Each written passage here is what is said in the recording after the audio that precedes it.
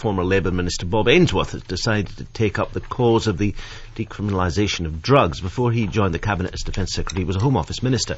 And he says that all ministers in that position realise that the war on drugs, as it is known, is unwinnable. He claims that only the fear of public notoriety stops ministers from canvassing the case for some form of decriminalisation, legalisation. As he explained earlier, he's not certain what he would do with each particular kind of drug, but he would change the regime dramatically. Tom Lloyd is former Chief Constable of Cambridgeshire, joins us now. So does the writer Peter Hitchens, who has very strong views in these matters. I should say, by the way, we've had it reported from Westminster this morning that Ed Miliband's office, the Labour leader's office, says, and I quote, "These are not the views of Ed Miliband, the Labour Party or the public." That's referring to what Mr Ainsworth has said on this programme this morning and elsewhere. A Labour source, we're told, described Mr Ainsworth's comments as irresponsible. Well, Tom Lloyd, former Cambridgeshire Chief Constable, do you think they're irresponsible? No, I don't. And what a great opportunity for Ed Miliband and other political leaders to say, how interesting, why don't we have a debate about this?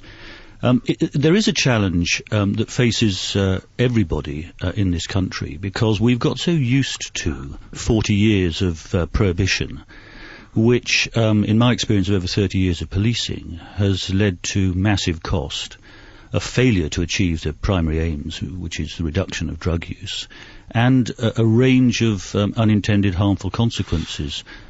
And what is your conclusion from that? Well, my conclusion is that we must have a rational, evidence-based, non-hysterical debate about this. And certainly in my position, when I was a chief officer, I felt that, obviously as a sworn constable, it was my duty to uphold the law, and also to... part of the safety that citizens feel is inspired by the confidence in the leaders of various institutions, including obviously the police, and therefore to speak out openly against the drug laws, which are the laws voted in, by the people. Yes. I think could damage that confidence. Yeah, in that position you couldn't do it.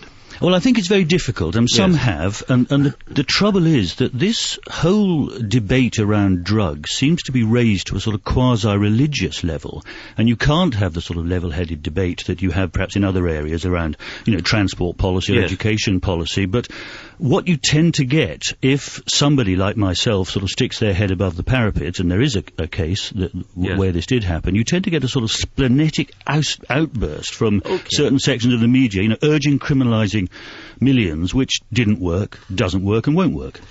Peter Hitchens, you in favour of rational debate on this? Very much so, and rational factual debate, and especially not debate based upon falsehoods like the idea that there has been a war on drugs for the past 40 years. On the contrary, the Misuse of Drugs Act ended any real attempt to prosecute possession. And if you don't try and punish possession, then there's absolutely no point in attempting to interdict supply, and that's been demonstrated over and over and over again. What people like Mr. Lloyd, indeed Mr. Ainsworth, always ignore is this simple fact. Not that they use the word prohibition, and they speak as if there's been some tremendous attempt to crack down on drugs. It's the reverse of the truth. It's not that we tried and failed to have a war on drugs. It's that we found a war on drugs was difficult, unpopular with a very influential, selfish section of society, and therefore not tried. But don't you think there's been an attempt to stop people buying, selling and using cocaine and heroin, for example? No, in 1973, after the passage of the Misuse of Drugs Act, Lord Hailsham, then the Conservative Lord Chancellor, told magistrates to stop sending people to prison for possession.